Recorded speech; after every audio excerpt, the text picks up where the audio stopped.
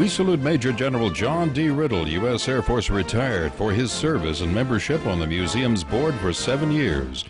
When John Riddle graduated from Indiana University in 1957, he received his U.S. Air Force commission. By 1964, he was an assistant professor of aerospace studies at Georgetown University. By May 1967, Major John Riddle volunteered for duty in Vietnam and was assigned to fly C-123s, quickly becoming an instructor pilot.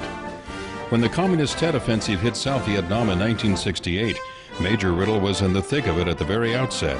The first nights of Tet, 31 January and 1 February, he was flying repeated resupply missions in the unarmed C-123 and taking intense hostile ground fire.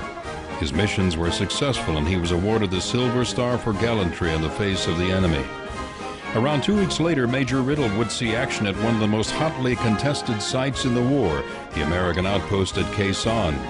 16 February, John Riddle was in the left seat, flying his C-123 into the surrounded and heavily besieged airfield to bring emergency supplies. He contended with hostile ground fire and bad weather. As he turned on final approach to the damaged runway, the unarmed C-123 transport was hit by ground fire. As he rolled to a stop for unloading the vital supplies, the enemy launched a mortar attack. For his actions at Khe Sanh, Major John Riddle was awarded the Distinguished Flying Cross. Almost 3 months later, John was flying to a drop zone delivering ammunition. He made 2 sorties and the ammo was delivered right on target. He took anti-aircraft fire and his transport was damaged on both flights, but he made them round trip. For this heroic set of flights, he was again awarded the Distinguished Flying Cross, the first Oak Leaf Cluster. Major General John D. Riddle was a command pilot with 7,000 flying hours.